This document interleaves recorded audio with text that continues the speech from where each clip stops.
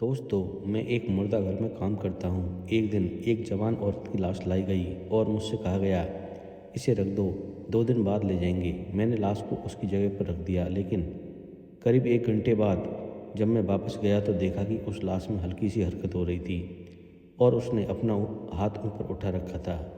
यह देखकर मेरे होश उड़ गए, मेरी आत्मा कांप उठी और एक दिल दहला देने वाला राज मेरे सामने खुल गया। दोस्तों, मेरा नाम विनोद है। मैं एक आम सा आदमी हूँ, ज़िंदगी के बोझ तले दबा हुआ। हर रोज़ सुबह उठता हूँ, शाम तक मुझसे जितना हो सकता है मेहनत करता हूँ ताकि घर का खर्च चल सके। ना कोई दौलत, ना कोई बड़ा ख्वाब, बस यही कि घर का किराया टाइम पर भर दूँ और मेरे बच्चे भूखे ना सोएं। लेकिन किस्मत ने मुझे ऐसा काम दे दिया है जिसके नाम से ही लोग घबरा जाते हैं। मैं अस्पताल के मुर्दा घर में काम करता हूँ, वह जगह जहाँ मुर्दे लाशें रखी जाते हैं। यहाँ रोज़ ऐसी लाशें आती हैं जिनके पीछे अनगिनत कहानियाँ छुपी होती हैं। कोई हादसे का शिकार, कोई बीमारी से हरा हुआ, कोई जुल्म और ज़्यादती का मारा हुआ। कभी कभार लगता है कि यह मुर्दा घर सिर्फ जिस्मों की मौत को नहीं बल्कि इंसानों की अधूरी कहानियों को भी अपने भीतर कैद कर लेता है। रात का वक्त मेरे लिए हमेशा सबसे कठिन और मुश्किल होता था। शाम के बाद जब अस्पताल की चहल पहल कम होने लगती, मरीजों के रिश्तेदार धीरे धीरे घर लौट जाते, वार्डों की लाइटें बंद कर दी जाती, तब मैं अपने छोटे से कमरे में बैठकर सोचता रहता हूँ कि आज कितने लोग जिंदा हैं और कितनों की कहानी यहाँ आकर खामोश हो जाएगी। मगर कल शायद इन्हीं फ्रीजरों में हम भी आ जाएंगे। मुर्दा घर की इमारत अस्पताल की पिछली तरफ थी, जहाँ एक तंग सा कमरा था जिसमें लोहे के बड़े बड़े दराज जैसे फ्रीजर लगे रहते थे। हर दराज के पीछे एक मुर्दा जिस्म होता था। दरवाज़ा भारी लोहे का था और अंदर दाखिल होते ही ठंडी हवा का ऐसा झोंका लगता कि हड्डियों तक उतर जाए। जब मैं पहली बार यहाँ आया था तो कांप गया था। हर तरफ खामोशी होती, बस मशीनों की धीमी सी सनसनाहट। कभी कभी लगता है जैसे यह लाशें ही आपको घूर रही हो, मानो उनकी बंद आंखों के पीछे भी कोई कहानी छिपी हो। लेकिन वक्त के साथ मैं आदी हो गया। एक बार मेरे बेटे ने मासूमियत से पूछा, पापा आप क्या काम करते हो? मैंने बात टाल दी और उससे कहा कि बस अस्पताल में काम करता हूँ बेटा, मरीजों के साथ। मैं उससे क्या बताता कि मेरा दिन रात मुर्दा जिस्मों के बीच गुजरता है। मेरा काम मुश्किल नहीं था, मगर नशे तोड़ देने वाला ज़रूर था। एम्बुलेंस आती और लाश उतार कर चली जाती। मैं कागजात पर नाम लिखता, उम्र और मौत की वजह दर्ज करता, फिर लाश को नंबर देकर फ्रीजर में रख देता। कभी कभी लावारिस मृतदेह के रिश्तेदार रोते हुए मेरे सामने खड़े रहते और उनके आंसू देखकर दिल पर बोझ पड़ता। कई बार लोग पैसे देकर कहते हैं, भाई हमारी लाश का ख्याल रखना, कल तक हम ले जाएंगे। वो दिन भी आम दिनों जैसा ही था, लेकिन मुझे क्या पता था कि वही मेरी ज़िंदगी का सबसे भयानक दिन बन जाएगा। दोपहर को एक एम्बुलेंस आई जिसमें एक जवान औरत की लाश थी। उम्र होगी करीब 27-28 साल की। उसका चेहरा बहुत खूबसूरत था, जैसे नींद में किसी ने उसे जगाने से पहले ही रोक दिया हो। लावारिस की तरफ से आए मर्द, शायद उसके भाई या रिश्तेदार, सख्त लहजे में बोले, 2-3 दिन के लिए रखना है, इसके बाद हम ले जाएंगे। मैंने रजिस्टर में विवरण लिखकर हस्ताक्षर कर दिए। उनके जाते वक्त उनके चेहरों पर अजीब सी राहत थी, मानो किसी बोझ से मुक्त हो गए हों। एक लम्हे को मुझे उन पर शक हुआ, लेकिन मेरा काम सवाल करना नहीं, बस लाश संभालना था। मैंने लाश को ट्रॉली पर रखा, फ्रीजर के दराज में धकेला और दरवाज़ा बंद करते समय उसका चेहरा मेरी आंखों के सामने था। ऐसा लगा जैसे वह मुझे देख रही हो। रात अब धीरे धीरे ढलने लगी थी और अस्पताल सुनसान होने लगा था। मैं अपने कमरे में बैठा चाय पी रहा था, तभी एक अनजान बेचैनी और घबराहट ने मुझे घेर लिया, जैसे कोई मुझे बार बार पुकार रहा हो। मैंने सिर झटका, लेकिन दिल ने कहा, जाकर देख लूँ, कहीं कुछ गड़बड़ है क्या। मैं उठकर मुर्दा घर के अंदर गया। दरवाज़ा खुलते ही ठंडी हवा ने मानो मेरे जिस्म को चीर दिया। मैं सीधा उस दराज की तरफ बढ़ा जिसमें वह औरत रखी थी, और जैसे ही दराज खोला, मेरे कदम ज़मीन में धंस गए। उस औरत का हाथ ऊपर उठा हुआ था। मेरी सांस रुक गई। मैंने आंखें मली, फिर से देखा। हाँ, उसका हाथ सच में उसके सीने से ऊपर उठा हुआ था, जैसे किसी ने आखिरी कोशिश में हवा को पकड़ने की कोशिश की हो। मेरा दिल अब ज़ोर ज़ोर से धड़कने लगा और हाथ पांव कांपने लगे। मैंने जल्दी से दरवाज़ा बंद किया और उससे पीछे हट गया। यह क्या हो रहा था? क्या मैं यह सब ख्वाब में तो नहीं दिख रहा? कमरे से बाहर निकलते ही मेरे कदम लड़खड़ाने लगे और मैं खुद से बड़बड़ाने लगा, नहीं, यह मुमकिन नहीं, मुर्दा हरकत नहीं कर सकता। लेकिन मैंने अपनी आंखों से देखा है। खुद को समझाने की कोशिश की, पर दिल इस बात को मानने को तैयार नहीं था। आखिरकार मैं अपने कमरे में वापस आया और बिस्तर पर लेट गया। मैंने आंखें बंद की तो वही मंजर सामने फिर से आ गया। बार बार उसका हाथ हवा में उठता हुआ, और फिर अचानक मुझे एक ख्वाब आया। वह औरत जिंदा होकर मेरे सामने खड़ी थी और उसकी आंखों में आंसू थे, और वह मुझे पुकार रही थी, मुझे बचाओ, मुझे जिंदा दफन मत होने दो। मैं हड़बड़ाकर झट से उठ बैठा। पूरा शरीर पसीने से भीग चुका था और दिल कह रहा था कि यह कोई आम घटना नहीं है, मगर दिमाग इसे मानने को तैयार नहीं था। रात की खामोशी में मैंने तय किया कि सुबह दोबारा उस लाश को देखूंगा। अगर फिर कोई हरकत दिखाई दी तो यकीनन कोई राज छिपा है। रात का भयमंजर मेरी आंखों में गहरे निशान छोड़ चुका था। कमरे की दीवारें ठंडी थी, मगर मेरे जिस्म पर पसीने की बूंदें दौड़ रही थी, जैसे दिल पसलियों को तोड़कर बाहर आ जाना चाहता हो। मैंने खुद को कई बार समझाया कि यह वहम, थकान या आसपास का भ्रम है, मुर्दे जिंदा नहीं होते। लेकिन दिल के किसी कोने में एक जिद्दी आवाज़ लगातार कह रही थी, वह वहाँ मरा हुआ नहीं है, कुछ है जो तुम्हें देखना होगा। सुबह सूरज की रोशनी खिड़की से अंदर आ रही थी, मगर मेरा दिल अभी भी उसे अंधेरों में भटक रहा था। नींद अधूरी थी, आंखें बोझल थी, पर दिल ने फैसला कर लिया था कि मुझे दोबारा मुर्दा घर जाना होगा। चाय का कप सामने रखा था, मगर होंठ वहाँ तक ना जा सका, और हर घड़ी वही लम्हा याद आ रहा था। वह हाथ ऊपर उठा हुआ, क्या वाकई मैंने देखा था या यह मेरी आंखों का धोखा था? आखिरकार मैंने हौसला बांधकर टॉर्च, रजिस्टर और दस्ताने उठाए। कदम भारी थे, लेकिन दिल कह रहा था कि अगर आज नहीं देखा तो यह राज हमेशा राज ही रहेगा। मुर्दा घर का दरवाज़ा खुलते ही फिर वही ठंडी हवा जिस्म को चीरने लगी। अंदर कदम रखते ही खामोशी और सुनसान माहौल ने मुझे घेर लिया। मशीनों की गड़गड़ाहट के अलावा कोई आवाज़ वहाँ नहीं थी, और मैं आहिस्ता आहिस्ता उस दरवाजे की तरफ बढ़ा जिसमें वह जवान औरत की शव रखी थी। दिल बेतहाशा धड़क रहा था। एक पल को चाहा कि वापस पलटकर यहाँ से बाहर चला जाऊँ, लेकिन कदम रुक नहीं पाए। मैंने दराज का हैंडल थाम लिया, हाथ पसीने से फिसल रहा था। सांस रोककर धीरे धीरे दराज खींचा।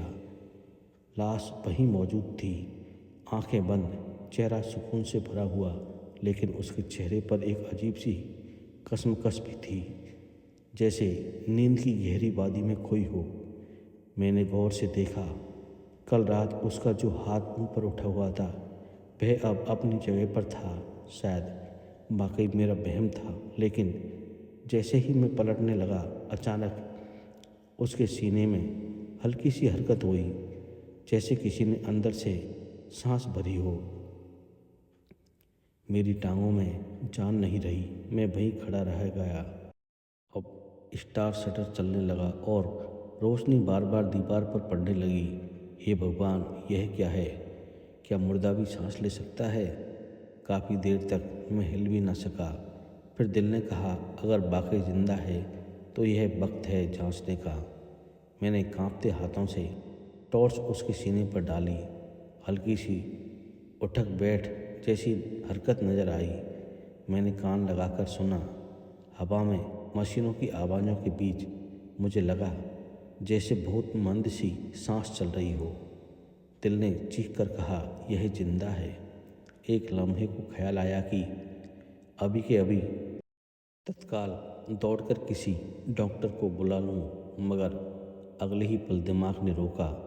अगर यह सब मेरा वहम हुआ तो लोग कहेंगे कि मुर्दा घर वाला पागल हो गया है। नौकरी भी जाएगी और इज्जत भी। मैं झुककर और करीब हुआ। उसकी होंठों को देखा। ऐसा लगा जैसे वे जरा से हिले हो। मेरे दिल से बेसाख्ता आवाज़ निकली, देवी, आप सुन रही हो? कोई जवाब नहीं आया, बस खामोशी। मैंने कांपते हाथों से उसकी नब्ज चेक करने की कोशिश की। दस्ताने के ऊपर से हल्की सी गुदगुदी महसूस हुई, जैसे बहुत धीमी धड़कन हो, और मेरा दिल उछलकर गले तक आ गया। यह किसी मरे हुए इंसान की धड़कन नहीं हो सकती। उस रात जब मैं वापस कमरे में आया तो नींद ने फिर हमला कर दिया, और आंखें बंद होते ही वही औरत ख्वाब में सामने आ गई। इस बार वह सिर्फ हाथ से नहीं हिला रही थी, बल्कि पूरी ताकत से कह रही थी, मुझे बचाओ, वह मुझे मार देंगे, मुझे यहाँ मत छोड़ो। मैं चीख कर जाग गया। दिल तेजी से धड़क रहा था और सांसें बेकाबू थी। अब मुझे यकीन हो चुका था कि यह सब मेरा वहम नहीं, वो औरत जिंदा है। सुबह होते ही मैंने तय कर लिया कि अब मैं खामोश नहीं रह सकता। चाहे कोई माने या न माने, मुझे किसी न किसी को इस बात को बताना होगा। लेकिन एक डर भी था कि कल जिन व्यक्ति ने वह लाश छोड़कर गए, उनके चेहरों पर एक अजीब सा सुकून था। कहीं ऐसा ना हो कि वही लोग असल में अपराधी हो, और अगर बात उन तक पहुंची तो मेरी ज़िंदगी खतरे में पड़ सकती है। आईने में खुद को देखा तो आंखों के नीचे हल्के और चेहरा पीला लगा, मगर अंदर कहीं एक हिम्मत जाग चुकी थी। मैं चुप नहीं रह सकता। अगर मैं चुप रहा तो एक बेगुनाह को मुर्दों के बीच दफना दिया जाएगा। वह मेरी ज़िंदगी के सबसे लंबे दिनों में से एक था। सुबह से शाम तक हर लम्हा दिल पर बोझ बनकर बैठा रहा। मैंने फैसला कर लिया था कि अगली रात मैं उस औरत की ज़रूर जांच पड़ताल करूंगा। मगर दिन का हर एक घंटा मुझ पर भारी गुजर रहा था। अस्पताल की कैंटीन में बैठा हुआ था। सामने चाय का कप भाप छोड़ रहा था, लेकिन मेरा दिल न चाय पर लग रहा था, न किसी बात करने पर। कैंटीन में लोग हंस बोल रहे थे। डॉक्टर और नर्सें अपने कामकाज में डूबी हुई थी, और मुझे ऐसा लग रहा था कि दुनिया मुझसे बहुत दूर है। काश मैं वो हाथ न देखता। काश मैंने वह सांसें न सुनी होती। काश यह सब एक वहम होता। लेकिन अब पलटने का वक्त नहीं बचा था। दिल फैसला कर चुका था, सच तक पहुंचना ही होगा। मैंने काम में उलझाने की कोशिश की। दूसरी लाश को मैंने फ्रीजर में रखा, मगर हर बार जब किसी मुर्दे को देखता, मेरे जहन में वही औरत आ जाती। मुझे लगता था जैसे बाकी सब वाकई मर चुके हैं, लेकिन वह तो सांस ले रही है। उसकी खामोशी एक चीख की तरह मेरे कानों में गूंज रही थी। शाम ढली, अंधेरा चारों ओर पसरने लगा। जैसे ही अस्पताल की रौनक कम हुई, मेरे दिल की धड़कन तेज होने लगी। अब वह वक्त करीब आ गया जब मुझे फैसला करना था। रात लगभग 11:30 बजे का टाइम था। अस्पताल गहरी अंधेरे में डूब चुका था। राहदारी में कभी कभार किसी नर्स के कदमों की आहट सुनाई देती थी। मैंने जेब से चाबी निकाली और मुर्दा घर का दरवाज़ा खोला। दरवाज़ा खुलते ही ठंडी हवा का एक झोंका मेरे चेहरे से टकराया। मेरी रीढ़ में सनसनाहट दौड़ गई। हाथ में टॉर्च थी मगर उसकी रोशनी बेहद कमज़ोर लग रही थी, जैसे अंधेरा उससे कहीं ज़्यादा ताकतवर हो। मैं धीरे धीरे उस दरवाज़े की तरफ बढ़ा जहाँ वह औरत रखी थी। दिल जोर जोर से धड़क रहा था मगर कदमों को जैसे किसी अनजानी ताकत ने जकड़ रखा हो। हिम्मत करके मैंने दराज का हैंडल पकड़ा और धीरे से खींचा। दराज बाहर आया और उस पर वही जवान औरत आराम से लेटी थी। इस बार मैंने पूरी हिम्मत जुटाकर सीधी रोशनी उसके चेहरे पर डाली और हाँ, मेरा भ्रम गलत नहीं था। उसकी पलकें हल्के से कांपी थी। मेरी आंखें फटी की फटी रह गई। यह जिंदा है, मैंने कांपते हाथों में उसकी नब्ज दोबारा टटोली। बहुत हल्की सी मगर साफ धड़कन मौजूद थी। मेरे होठों से बेकाबू आवाज़ निकली, देवी आप सुन रही हो? अगर सुन रही हो तो कोई इशारा दें। पहले तो बस खामोशी थी, फिर उसके होठों पर हल्की सी हरकत हुई जैसे वह कुछ कहना चाहती हो, मगर शब्द हलक में दब गए। मेरी आत्मा कांपने लगी। मैं उसके चेहरे के और पास जाकर धीमे से बोला, मैं आपकी मदद करूंगा, लेकिन मुझे सच जानना होगा। आप कौन हैं? आपके साथ क्या हुआ? वह कुछ बोल न सकी मगर उसकी आंख के कोने से एक आंसू निकलकर गाल पर बह गया। वह आंसू मेरे दिल पर मानो बिजली बनकर गिरा। यह जिंदा है और यह मदद मांग रही है। मैं कुछ करने का सोच ही रहा था कि अचानक मुर्दा घर के दरवाजे पर किसी के कदमों की आहट सुनाई दी। मेरा दिल रुक गया। मैंने तुरंत दरवाजे को अंदर धकेला और लाइट बंद कर दी। दरवाज़ा खुला और एक वार्ड बॉय अंदर आया। उसने पूछा, सब ठीक है ना? मैंने कांपते हुए कहा, हाँ सब ठीक है, बस चेक कर रहा था कि सब दरवाजे ठीक से बंद हैं या नहीं। वह बोला, ठीक है, लेकिन यहाँ ज़्यादा वक्त मत गुजारा करो, दिमागी हालत पर असर पड़ जाता है। यह कहकर वह बाहर निकल गया मगर उसकी बात मेरे भीतर तक कर गई। उस रात मैं मुर्दा घर के एक कोने में बैठा रहा। दिल में हजारों सवाल उमड़ रहे थे। यह औरत जिंदा कैसे है? डॉक्टरों ने मौत का सर्टिफिकेट कैसे बना दिया? उसके खानदान वाले 3 दिन बाद लाश क्यों लेना चाहते हैं? क्या यह सब जानबूझकर किया गया? मेरी आंखों के सामने उसके आंसू और उसकी 18 अप्रैल वाली रिपोर्ट बार बार घूम रही थी। मैं जानता था कि अगर मैं खामोश रहा तो यह लड़की चंद दिनों में सचमुच दफन हो जाएगी। सुबह होते ही मैंने डॉक्टर राकेश से बात करने का सोचा, जो अस्पताल के सबसे पुराने डॉक्टर थे और मुझे हमेशा इज्जत देते थे। दोपहर को मौका पाकर मैंने डॉक्टर राकेश से कहा, डॉक्टर साहब मुझे आपसे एक ज़रूरी बात करनी है, लेकिन वादा कीजिएगा मुझ पर हंसेंगे नहीं। उन्होंने हंसकर कहा, अरे भाई तुम इतने गंभीर क्यों हो गए? बोलो क्या बात है? मैंने हिम्मत जुटाकर कहा, कल रात मैंने एक क्लास में हरकत देखी, उसकी सांसें भी चल रही थी। डॉक्टर राकेश पहले तो हंस पड़े, फिर अचानक उसका चेहरा गंभीर हो गया। कौन सी लाश? उन्होंने पूछा। मैंने कहा, नब्या 27 ईयर्स की है, हार्ट अटैक से उसकी मौत लिखी है। यह सुनकर उनके चेहरे का रंग उड़ गया। धीरे से बोले, तुम्हें यह बात किसी और को नहीं बतानी चाहिए, यह मामला बहुत नाजुक है।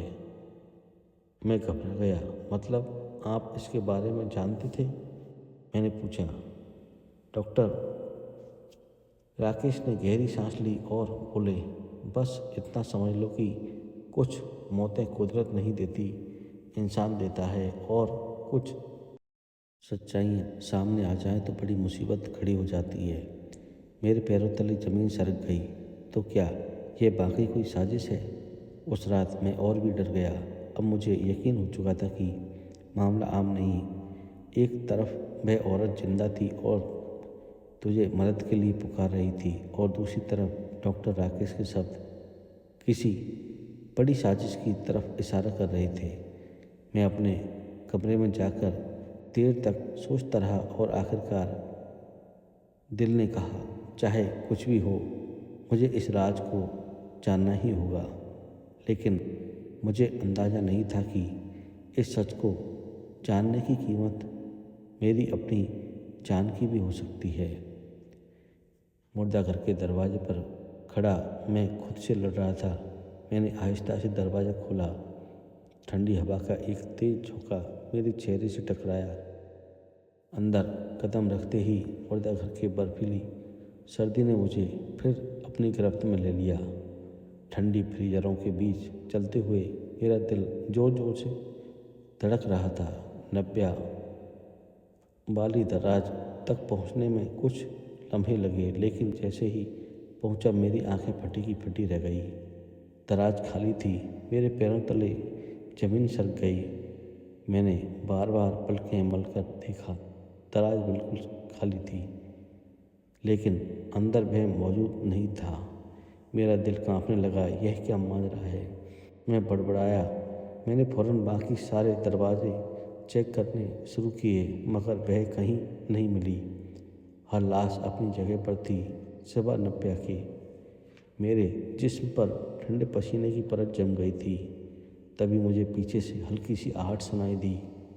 मैं पलटा तो दूर कोने में, जहाँ पुराने सामान का ढेर लगा था, एक धुंधला साया हिलता दिखाई दिया। मेरी उंगलियां खुद ब खुद कांपने लगी। मैंने आवाज़ लगाई, कौन है? मैंने कांपती आवाज़ में पूछा, कौन कौन है? साए में एक मध्यम आवाज़ उभरी, मैं यही हूँ। मेरी सांस रुक गई। यह आवाज़ नब्या की थी। मैं धीरे धीरे आगे बढ़ा। कोने में एक पुरानी कुर्सी के पास वह जमीन पर बैठी थी। उसके सफ़ेद कफन जैसे कपड़े फट चुके थे, होंठ नीले पड़ चुके थे, मगर आंखों में जिंदगी अब भी झलक रही थी। तुम जिंदा कैसे हो गई? मैंने पूछा। उसने फटी फटी निगाहों से मुझे देखा। मैं उसके पास बैठ गया। मैं तुम्हें यहाँ अकेला छोड़कर कैसे जा सकता था? यह कहते ही उसकी आंखों में आंसू आ गए। वह सिसकती आवाज़ में बोली, मैं मरना नहीं चाहती थी, मगर उन्होंने मुझे जिंदा ही मुर्दा करार दे दिया। क्या मतलब? मैंने कांपते हुए पूछा। तो वह रो पड़ी। मेरी शादी को सिर्फ 1.5 साल हुए थे, उसने धीमी आवाज़ में कहा। मेरा पति एक बड़ा बिजनेसमैन है। उसने कुछ गैरकानूनी लेन देन किए और उसका राज सिर्फ मुझे मालूम था। जब मैंने उसे रोकने की कोशिश की तो मैं उसके लिए मुसीबत बन गई। उसने मुझे जहर दे दिया, डॉक्टर को खरीद लिया ताकि मैं मौत का सर्टिफिकेट जारी कर दूं। मैं सख्ते में आ गया। यानी तुम्हें जानबूझकर मुर्दा करार दिया गया? मैंने अविश्वास से कहा। हाँ, वह बोली, ताकि 3 दिन बाद मेरा वजूद मिट्टी तले दफन हो जाए और वह आज़ाद हो जाए। मेरा दिल दहल गया। मेरे सामने एक जीती जागती औरत बैठी थी, जिसे समाज और ख़ानदान ने मिलकर मौत के हवाले कर दिया। मैंने हिम्मत करके उसके हाथ थामा। नब्या, तुम्हारी यह कहानी दुनिया को पता चलनी चाहिए। तुम्हें इंसाफ मिलना चाहिए।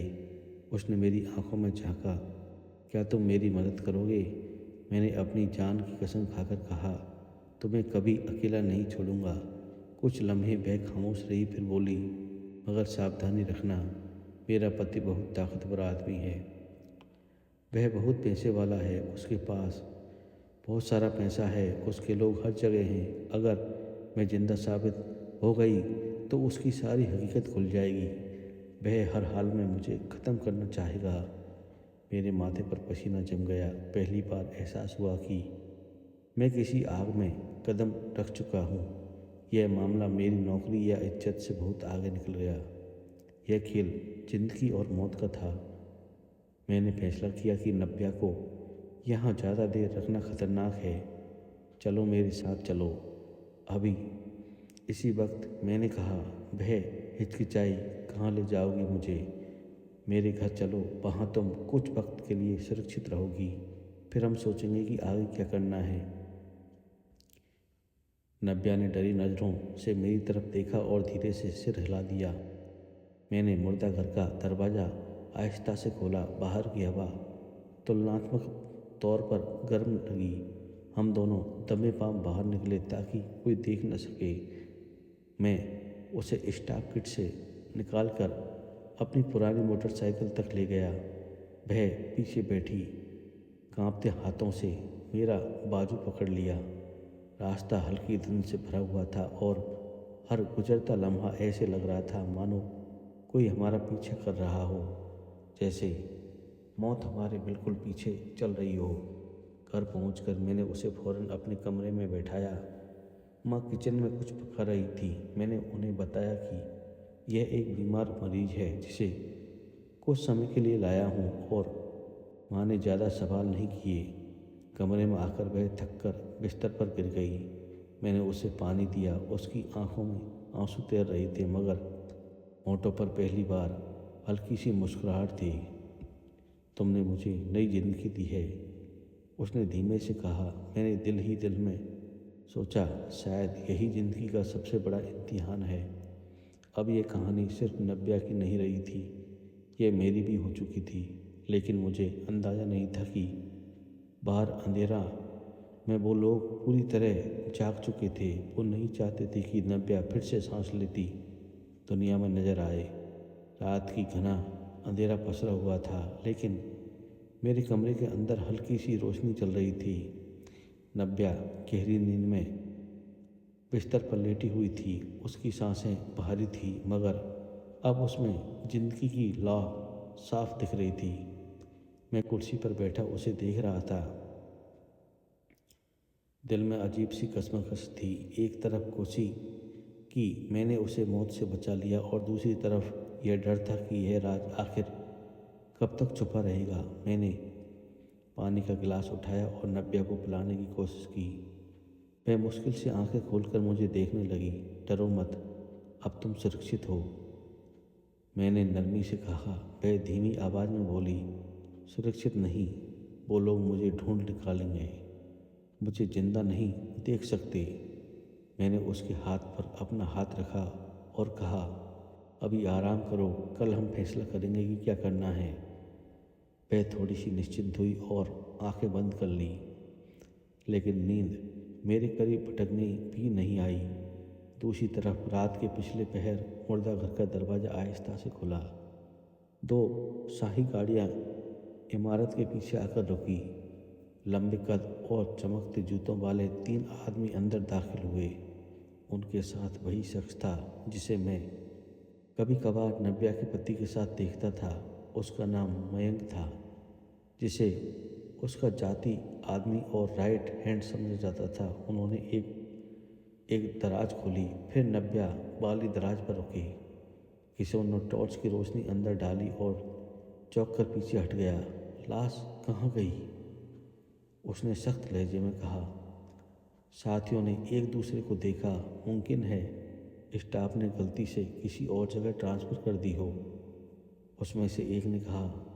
किशोर का चेहरा गुस्से से सख्त हो गया। यह लाश गलती से गायब नहीं हो सकती। तुम्हें पता है उसके जिंदा होने का मतलब क्या है? सब खामोश हो गए और मुर्दा घर में उनकी बातें की गूंज और भी डरावनी लग रही थी। किशोर ने फ़ोन निकाला और किसी नंबर पर कॉल किया। सर, मामला गड़बड़ हो गया है, लाश अपनी जगह पर नहीं है। कुछ लम्हों की खामोशी के बाद उसने कहा, जी मैं समझ गया, हम उसे ढूंढ निकालेंगे। फ़ोन बंद करके वह बोला, उस स्टाफ को तलाश करो जो आज ड्यूटी पर नहीं था, ख़ास तौर पर वह लड़का जो शाम की शिफ्ट में था। सुबह हुई तो सूरज की रोशनी कमरे में झांक रही थी। नब्या जाग चुकी थी और सीधी बैठकर खिड़की के बाहर देख रही थी। मैंने उसकी आंखों में डर और उलझन साफ साफ देखा था। मैंने पूछा, क्या हुआ? वह बोली, मैंने ख्वाब देखा है कि वह लोग मुझे घसीट कर ले जा रहे हैं। मैंने एक आह भरी। यह सिर्फ ख्वाब नहीं, हकीकत में भी वे यही चाहते हैं। हमें जल्दी से फैसला करना होगा। वह बोली, मैं पुलिस के पास नहीं जा सकती, पुलिस भी उनके हाथ में है। मैंने कहा, मेरे एक दोस्त हैं चौहान, वे ईमानदार और बहादुर हैं। अगर हम उनके पास पहुंच जाएं तो शायद ये राज खुल सके। नब्या ने सिर तो हिलाया मगर चेहरे पर डर अभी भी था। दोपहर को मैं दफ्तर जाने का बहाना बनाकर घर से निकला ताकि चौहान जी से बात कर सकूं। गली के नुक्कड़ पर मुझे एहसास हुआ कि कोई मेरा पीछा कर रहा है। मुड़कर देखा तो दो अजनबी आदमी कुछ दूरी पर थे, आम राहगीरों जैसे, मगर निगाह सिर्फ मुझ पर टिकी थी। मेरी रफ्तार तेज हो गई और दिल में पसीने के कतरे उतरने लगे। मैं जानता था कि यह वही लोग हैं जो मुर्दा घर में आए थे। मैं सीधा चौहान जी के दफ्तर पहुंचा, जहां वह अखबार के दफ्तर में कागजों के ढेर में मशगूल बैठा था। मुझे देखकर वह हैरान हुआ। अरे यार, इतने दिन बाद सब ठीक तो है ना? मैंने दरवाज़ा बंद करके उसे सब कुछ बता दिया। मुर्दा घर में नब्या का निकलना, उसका हाल और उसके पति की साजिश। चौहान जी कुछ लम्हे खामोश रहे, फिर बोले, यह बहुत बड़ा स्कैंडल है, लेकिन तुम जानते हो ऐसे केस में जान को खतरा होता है। मैंने कहा, जान तो पहले ही खतरे में है, अब पीछे हटने का सवाल ही नहीं। चौहान जी ने एक लंबी सांस भरी और कहा, ठीक है, तुम नब्या को छुपाए रखो, मैं सबूत जमा करता हूँ और यह खबर फैलाऊंगा। लेकिन याद रखना, वो लोग बहुत ताकतवर हैं, तुम्हें हर वक्त सावधान रहना होगा। घर वापस आया तो नब्या परेशान बैठी थी। कहाँ गए थे? उसने फौरन पूछा। एक दोस्त से मिला था जो हमारी मदद करेगा, मैंने कहा। नब्या ने दबी आवाज़ में कहा, मुझे लगता है कोई हमें देख रहा है। अभी थोड़ी देर पहले खिड़की के बाहर एक साया गुजरा था। मेरा दिल दहल गया। मैं खिड़की तक गया मगर बाहर कुछ न था। फिर भी मैं समझ गया कि दुश्मन करीब है। शाम ढली तो मैं दरवाज़ा बंद करने जा रहा था कि किसी ने हल्की दस्तक दी। कौन? मैंने आहिस्ता से पूछा। बाहर से जवाब आया, पानी वाला, टंकी चेक करनी है। मैंने दरवाज़ा खोला ही था कि दो आदमी ज़बरदस्ती अंदर घुस आए। उनके हाथों में हथियार चमक रही थे। चुपचाप बैठ जाओ वरना गोली मार देंगे, उनमें से एक मुझ पर घुर्राया। नब्या डर से जड़ हो गई। दोनों सीधे उसके पास गए। चलना होगा हमारे साथ। मैं सामने डट गया। यह कहीं नहीं जाएगी। उन्होंने मुझे जोर से धक्का दिया और मैं ज़मीन पर गिर पड़ा। एक ने गन सीधी करके कहा, आवाज़ मत निकालना वरना तुम्हारी लाश भी उसी मुर्दा घर में पहुंचा देंगे जहां से इसे निकाला था। उसी लम्हे दरवाज़ा जोर से खुला और मेरी माँ अंदर दाखिल हुई। हम दोनों को इस हाल में देखकर वह चीख उठी, यह क्या कर रहे हो तुम लोग? उनकी आवाज़ सुनकर हमलावर लम्हा भर के लिए उलझ गए। मैंने उसी वक्त हिम्मत करके एक के हाथ पर झपट्टा मारा और गन जमीन पर गिर गई। नब्या ने दूसरे को धक्का दिया। शोर शराबा बढ़ गया और पड़ोस के लोग भी दौड़ते हुए आ गए। वह दोनों हमलावर डर के मारे भाग निकले मगर जाते जाते कह गए, यह खेल अभी खत्म नहीं हुआ। रात को नब्या मेरे पास बैठी थी। उसके चेहरे पर डर की छाया थी। उसने कहा, उन्होंने हमें ढूंढ लिया है, अब हम कहाँ जाएंगे? मैंने गहरी सांस लेकर जवाब दिया, हम भागने वालों में से नहीं हैं। अब यह जंग है और हम सच के लिए लड़ेंगे। उसकी आंखों में नमी थी। उसने कहा कि अगर वह फिर उसके हाथ लग जाती तो वे उसे सच बोलने से पहले ही मार डालते। मैंने उसका हाथ थामते हुए कहा, अब तुम अकेली नहीं हो, मैं तुम्हारे साथ हूँ। कल हम अगला कदम उठाएंगे। लेकिन अंदर ही अंदर मुझे भी अंदाजा था कि यह तूफान अब रुकेगा नहीं। यह सिर्फ एक झटका था। रात भर नींद आंखों से कोसों दूर थी। नव्या कमरे में खामोश बैठी बाहर के अंधेरे को देख रही थी और मैं सोच रहा था कि घर दांव पर लगा हुआ है और वे लोग दोबारा आए तो शायद हम बच न पाएँ। सुबह होते ही मैंने नव्या से कहा कि हम यहाँ ज़्यादा देर नहीं रह सकते, शहर छोड़ना होगा। उसने पूछा, कहाँ जाएंगे?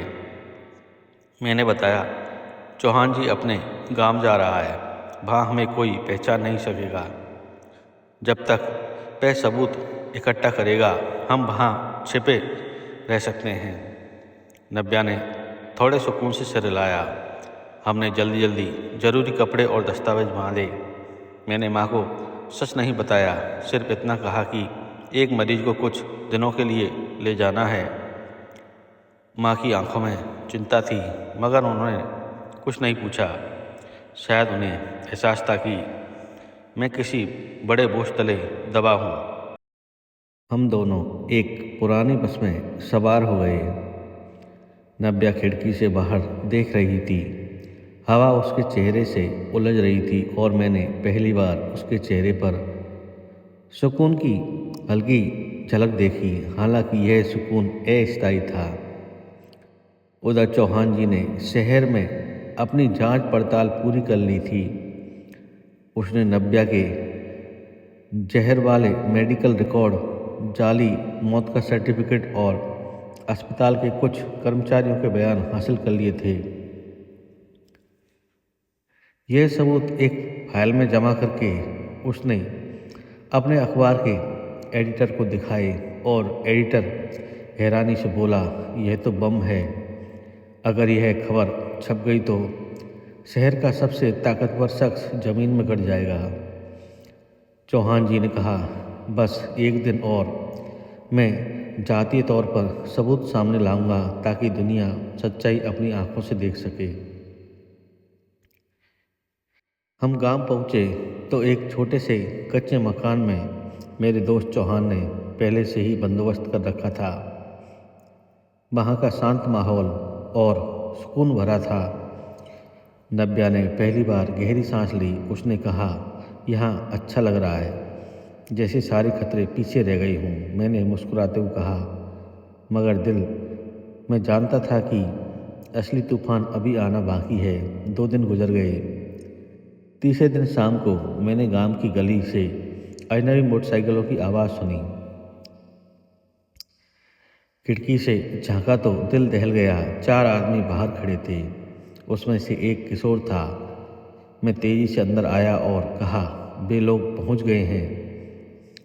नव्या का रंग उड़ गया। अब क्या होगा? मैंने दरवाज़ा खोला, मगर वे लोग लाठी डंडों से दरवाज़ा तोड़ने लगे। शोर सुनकर गांव के लोग इकट्ठे हो गए। दरवाज़ा टूटते ही किशोर अंदर आया और बोला, तुम दोनों ने बहुत तमाशा कर लिया, अब चलने का वक्त आ गया है। मैंने डटकर कहा, नव्या कहीं नहीं जाएगी। किशोर ने हंसी उड़ाई, कौन रोकेगा? अचानक दूर से पुलिस की गाड़ियों के सायरन की आवाज़ आई। किशोर के लोग घबराए। कुछ पुलिस अपनी पूरी फौज के साथ वहाँ पहुँची। किशोर पुलिस के हाथों पकड़े गए। चौहान ने जोश से कहा। किशोर ने भागने की कोशिश की, मगर पुलिस ने उसे दबोच लिया और उसके हाथों से बंदूक छीन ली। अगले दिन अखबार में नव्या की तस्वीर छपी। बड़ी हेडलाइन में लिखी हुई थी, जिंदा लाश। इसके साथ ही खबर थी कि एक औरत को उसके पति ने जहर देकर मृत घोषित कर दिया। पूरे शहर में हलचल मच गई। नव्या के पति को पुलिस ने गिरफ्तार कर लिया। अस्पताल के वे डॉक्टर भी पकड़े गए जिन्होंने जाली मौत का सर्टिफिकेट बनाया था। लोगों की जुबान पर बस एक ही बात थी, यह एक ऐसा जालिम इंसान था जो अपनी पत्नी को जिंदा दफन करना चाहता था। नव्या अब सुरक्षित थी, मगर उसके दिल पर लगे जख्म इतने गहरे थे कि शायद कभी न बच सके। कुछ महीने बाद केस अदालत में चल रहा था। अदालत ने उसके पति को उम्र कैद की सज़ा सुनाई। मैं अब भी मुर्दा घर में काम करता था, मगर हर बार किसी लाश को देखते हुए मेरे दिल में एक रहस्य जाग उठता। मुझे याद आता कि कभी यही बर्फीली अंधेरा एक मासूम औरत की मौत की खबर बनने वाला था। खैर, अदालत ने नव्या के पति को उम्र कैद की सज़ा सुनाई, जिससे शहर में एक बड़ा संदेश गया कि दौलत और ताकत हमेशा सच को दबा नहीं सकती। अस्पताल के जिन डॉक्टरों और कर्मचारियों ने इस साजिश में हाथ बटाया था, उन्हें भी कड़ी सज़ा मिली। इस भयानक अध्याय का पर्दा गिर चुका था, लेकिन मेरे और नव्या के लिए जिंदगी का तूफान अभी थमा नहीं था। बस उसकी दिशा बदल गई थी। मैं अभी भी अस्पताल के मुर्दा घर में काम करता था, लेकिन मेरे काम करने का अंदाज अब पहले से बदल गया था। मैं अब सिर्फ कागजात पर नाम, उम्र और मौत की वजह दर्ज करने वाला कर्मचारी नहीं था। मैं वह शख्स था जिसने अंधेरे को चीरकर एक जिंदगी को वापस लाया था। हर लाश को देखते हुए मेरे दिल में एक रहस्य जाग उठता था कि कहीं इस ठंडी देह के भीतर भी कोई अनकही कहानी तो दबी नहीं है। मेरी नज़रें अब मशीनी नहीं, बल्कि सवाल करने वाली हो गई थी। नव्या अदालत की सुनवाई के बाद पूरी तरह से स्वस्थ हो चुकी थी, लेकिन अपने पति के दिए मानसिक जख्मों से उबरने में उसे समय लग रहा था। वह मेरे और मेरी माँ के साथ ही रह रही थी। मेरी माँ, जो शुरू में थोड़ी हैरान थी, अब नव्या को अपनी बेटी जैसा प्यार करती थी। उन्होंने मेरी बहादुरी को समझा था और इस बात को लेकर गर्वित थी कि उसके बेटे ने एक बेगुनाह की जान बचाई है। एक दिन जब मैं अपनी मोटरसाइकिल पर मुर्दा घर जा रहा था, तो रास्ते में मैंने देखा कि एक पुरानी हवेली के बाहर कुछ लोग जमा हैं। वह हवेली नव्या के पति की थी और अब सीज हो चुकी थी। वहाँ मौजूद एक पुलिसकर्मी ने मुझे रोका और कहा, चौहान ने तुम्हें बुलाया है। चौहान अब एक हीरो बन चुका था। उसकी खबर ने उसे रातों रात पूरे देश में मशहूर कर दिया था। उसने मुझे अपने दफ्तर में बुलाया और कहा, तुम्हारे और नव्या के बारे में अब सब जानते हैं। नव्या को सुरक्षा की ज़रूरत है और तुम्हें भी। तुमने एक बहुत ताकतवर आदमी के खिलाफ आवाज़ उठाई, जिसके दोस्त हर जगह हैं। वे चुप नहीं बैठेंगे। चौहान की बात भी सही थी। अदालत का फैसला आने के कुछ हफ्तों बाद मेरे मुर्दा घर के कमरे के बाहर एक धमकी भरा नोट मिला।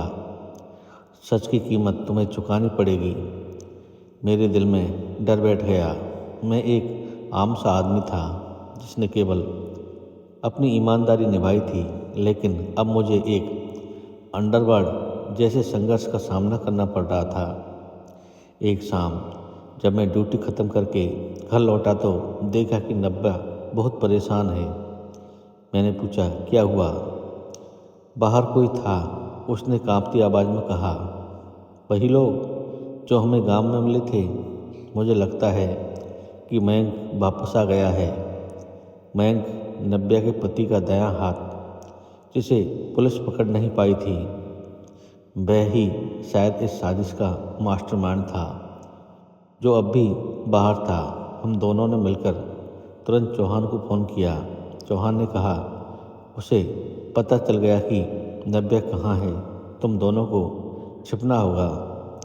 मैं पुलिस सुरक्षा का इंतज़ाम करता हूँ, लेकिन जब तक वो न आ जाए, तुम लोग मेरे दोस्त के फार्म हाउस पर चले जाओ। रात के अंधेरे में मेरी मोटरसाइकिल एक बार फिर हमारे भागने का जरिया बनी। माँ ने बिना कुछ पूछे हमें आशीर्वाद दिया।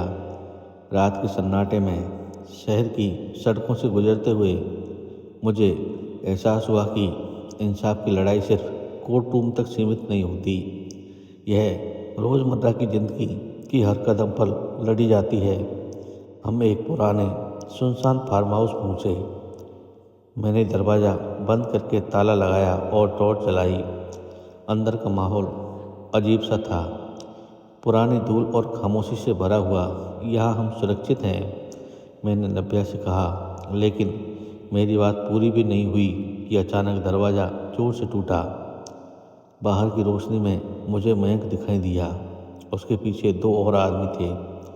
सबके हाथों में हथियार थे। बहुत खिला तुमने, मुर्दा घर वाले, मयंक क्रूरता से हंसा। तुमने मेरे मालिक को जेल भिजवाया और इस मरी हुई औरत ने सच उगल दिया। अब यह खेल ख़त्म होगा। मैंने नब्या को पीछे धकेला और ज़ोर से चिल्लाया, भागो। नब्या घबरा गई, पर मेरे बहादुर चेहरे को देखकर वह हिम्मत जुटाकर घर के पीछे वाले दरवाजे की तरफ भागी। मैं एक पुरानी कुर्सी उठाकर मयंक की तरफ उछाल दी। इससे उसे थोड़ी देर के लिए रोका जा सका। मेरा दिल तेजी से धड़क रहा था। मैं एक आम आदमी था, लड़ने वाला नहीं, लेकिन जब मेरी आंखों के सामने एक बेगुनाह की जिंदगी दांव पर लगी हो तो डर अपने आप हिम्मत में बदल जाता है। मैं इनके एक साथी से भिड़ गया। उसके घूंसे और लातें मेरे जिस्म को दर्द दे रहे थे, पर मैं गिर नहीं रहा था। तभी दूर से पुलिस के सायरन की आवाज़ सुनाई दी। चौहान ने वादा निभाया था। मयंक ने घबराकर मेरी तरफ अपनी बंदूक तानी। तुम दोनों बच नहीं पाओगे, उसने गोली चलाई, लेकिन मैं ज़मीन पर गिर गया और गोली दीवार को चीरते हुए निकल गई। मयंक और उसके साथी अंधेरे में भागने लगे, लेकिन पुलिस ने उन्हें चारों तरफ से घेर लिया। कुछ देर की पकड़ धकड़ के बाद मयंक और उसके गुंडे भी गिरफ्तार हो चुके थे।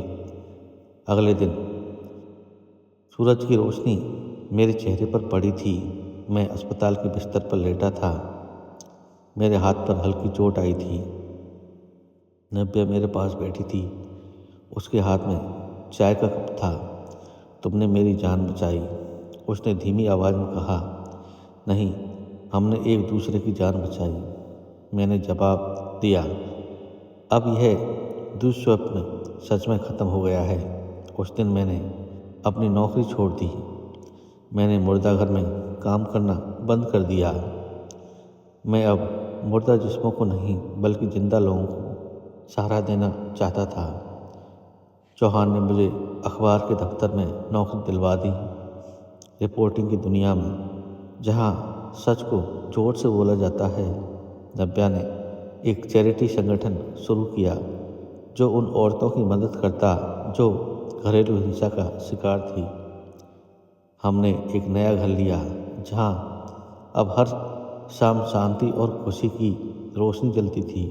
मेरी माँ भी हमारे साथ थी।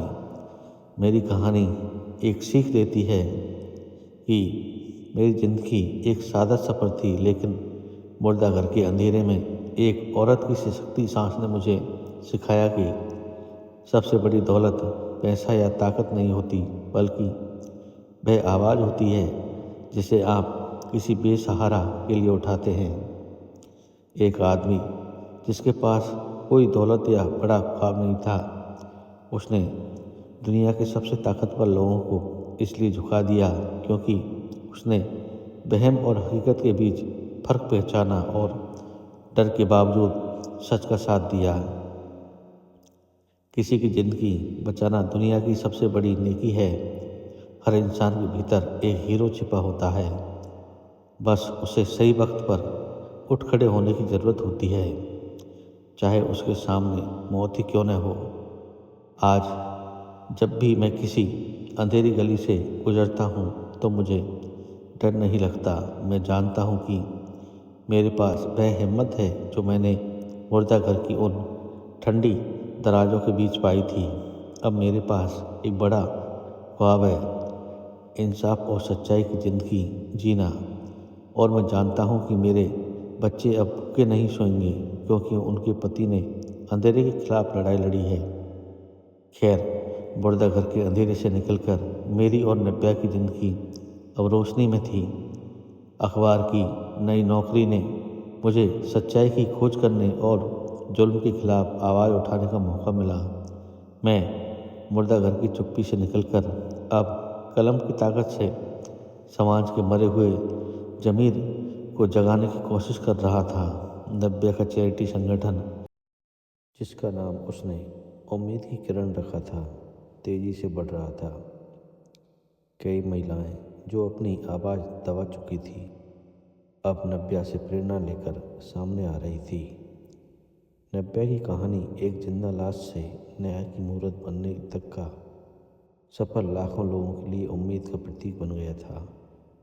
मेरे पहले रिपोर्टिंग असाइनमेंट में मैंने उन डॉक्टरों की साजिश को उजागर किया जिन्होंने पैसे के लिए नैतिकता को ताक पर रख दिया।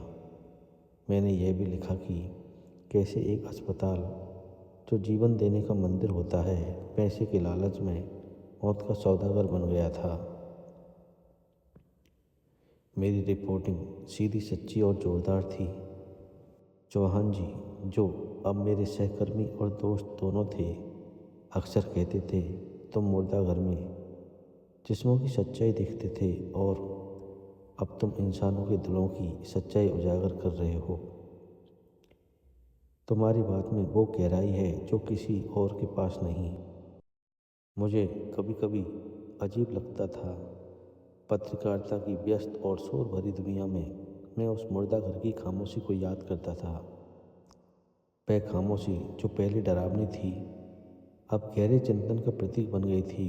मैं समझ गया था कि असली डर ठंडी लाशों से नहीं बल्कि जिंदा लोगों के झूठे चेहरों और उनके अंधेरे इरादों में छिपा होता है। हमारा नया घर प्यारा और सुरक्षा से भरा था। मेरी माँ, नब्या और मैं एक नए परिवार की तरह रहते थे। माँ की देखभाल और ममता ने नब्या के जख्मों पर मरहम लगाया। एक शाम जब मैं ऑफिस से लौटा तो देखा कि नब्या किचन में मेरी माँ के साथ हंसते हुए खाना बना रही है। उस पल मुझे लगा कि मैंने सिर्फ एक औरत की जान नहीं बचाई बल्कि मैंने अपनी ज़िंदगी को भी एक नया मकसद दिया है। नब्या ने धीरे धीरे अपनी बीती ज़िंदगी की छाया से बाहर निकलना शुरू कर दिया। हालांकि रात के अंधेरे में कभी कभी उसे अब भी डर लगता था और वह झटके से जाग जाती थी। मैं हमेशा उसके पास बैठता और हम उन मुश्किल रातों के बारे में बात करते जब मैं उस फ्रीजर में थी। उसने एक रात फुसफुसाते हुए कहा, तब मुझे लगा कि यह दुनिया मेरी आखिरी जगह है। मैं सांस ले रही थी पर मेरी चीख किसी को सुनाई नहीं दे रही थी। मुझे लगा जैसे मैं अपनी ज़िंदगी की कहानी को बीच में ही बंद होते देख रही हूँ, लेकिन तुमने हार नहीं मानी। मैंने उसका हाथ थामकर कहा, तुम्हारी सांसें बहुत जिद्दी थी और उन सांसों ने एक आम आदमी को भी खास आदमी बना दिया। 1 साल बाद मेरे पास एक खबर आई जिसने मेरे दिल को झकझोर दिया। मयंक, जो जेल में सज़ा काट रहा था, बीमारी का बहाना बनाकर अस्पताल में भर्ती हुआ था। चौहान ने पता लगाया कि वह अस्पताल के कुछ भ्रष्ट गार्डों से मिलकर भागने की साजिश रच रहा है। यह खबर सुनकर मेरी और नब्या की चिंता बढ़ गई। मयंक बाहर आता तो हमारी ज़िंदगी फिर खतरे में पड़ सकती थी। मैंने तुरंत चौहान के साथ मिलकर प्लान बनाया। मैंने अपने पुराने नौकरों के संपर्क का इस्तेमाल किया। मैंने अस्पताल के उन ईमानदार वार्ड बॉय और नर्सों से बात की जो मुझे जानते थे। मैंने उनसे कहा कि वह मयंक पर नज़र रखे और किसी भी संदिग्ध हरकत की खबर चौहान को दे। 2 दिन बाद रात के लगभग 1 बजे मेरे फ़ोन की घंटी बजी। यह वही वार्ड बॉय था जो मेरे साथ मुर्दा घर में काम करता था। सर, मयंक बाहर निकलने की कोशिश कर रहा है। वह एक गार्ड के साथ मिलकर भाग रहा है। बिना एक पल गवाए मैंने चौहान को जगाया और हम पुलिस को लेकर अस्पताल की तरफ भागे। अस्पताल पहुंचकर मैंने अपनी पुरानी पहचान का फ़ायदा उठाया और सुरक्षाकर्मियों को पीछे छोड़कर सीधे उस विंग की तरफ भागा जहां मयंक था। वहां मैंने देखा कि मयंक एक वार्ड बॉय की यूनिफॉर्म पहने हुए था और भागने की कोशिश कर रहा था। जैसे ही उसने मुझे देखा, उसके चेहरे पर गुस्सा और नफरत छा गई। तुम फिर आ गई, तुम मेरा पीछा कब छोड़ोगे मुर्दा घर वाले, वह चिल्लाया। जब तक तुम सचमुच कानून के सामने नहीं झुक जाते। मैंने उसे ललकारा। पुलिस ने उसे चारों ओर से घेर लिया और इस बार मयंक और उसके साथ सारे साथी बिना किसी झटके के गिरफ्तार हो गए। इस घटना ने साबित कर दिया कि एक ईमानदार व्यक्ति अपने अतीत के अनुभवों से कैसे ताकत हासिल कर सकता है। कुछ सालों बाद नब्या का संगठन उम्मीद की किरण अब एक राष्ट्रीय स्तर का संगठन बन चुका था, जिसने सैकड़ों महिलाओं को नई जिंदगी दी थी।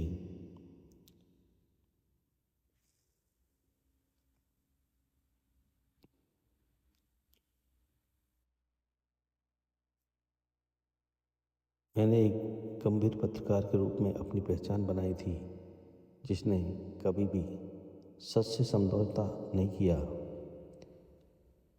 हम दोनों ने कभी दौलत या शोहरत की इच्छा नहीं की, क्योंकि हमें पता था कि हमारे जीवन की सबसे बड़ी जीत वह थी जब मैंने मुर्दा घर के फ्रीजर से ज़िंदगी को बाहर निकाला था। एक दिन नब्या ने उम्मीद की किरण के वार्षिक समारोह मंच से अपनी कहानी सुनाई। उसने अपनी कहानी के उस हिस्से पर जोर दिया जहां मैंने एक आम मुर्दा घर के कर्मचारी ने अपनी नौकरी और जान दांव पर लगाकर उसकी मदद की थी। उसने मेरी ओर देखते हुए कहा, आज मैं जो कुछ भी हूँ, एक ऐसे आदमी की वजह से हूँ जिसने मुझे मुर्दों के बीच सांस लेते हुए सुना। वह आदमी एक डॉक्टर या पुलिस नहीं था, वह केवल एक साधारण इंसान था जिसे मानवता को अपने काम से ऊपर रखा। उसने मुझे सिखाया कि अंधेरे से मत डरो, क्योंकि अंधेरा ही रोशनी की कीमत बताता है। जब उसने अपना भाषण ख़त्म किया तो पूरा हॉल तालियों की गड़गड़ाहट से गूंज उठा। मैं उस भीड़ में सबसे पीछे खड़ा था, अपनी आंखों में खुशी के आंसू लिए। मेरी ज़िंदगी की यह कहानी एक साधारण सत्य सिखाती है, सबसे बड़ी दौलत इंसान का ईमान और उसकी मानवीय संवेदना है। एक आम सा आदमी जो रोज़ मुर्दा घर में काम करके घर का खर्च चलाता था, उसने दुनिया को दिखा दिया कि इंसानियत की ताकत दुनिया की हर साजिश और हर जुल्म से बड़ी होती है। जब आप किसी बेगुनाह के लिए सच का साथ देते हैं तो आप केवल उसकी ज़िंदगी नहीं बचाते, बल्कि आप अपनी आत्मा को एक नया और महान उद्देश्य देते हैं। डर के आगे ही असली बहादुरी का जन्म होता है। और उस दिन मैंने मुर्दा घर में जो किया, वह सिर्फ एक नौकरी नहीं थी, वह मेरे इंसान होने का सबसे बड़ा सबूत था।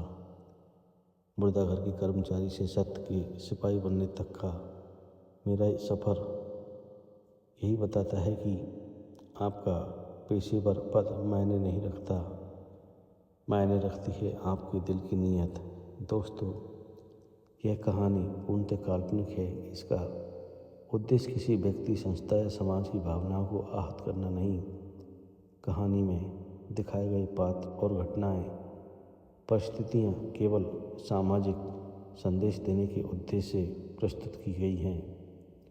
हमारा मकसद यह बताना है कि झूठे इल्ज़ाम, गलतफहमियां और गलत निर्णय किसी की ज़िंदगी बर्बाद कर सकते हैं।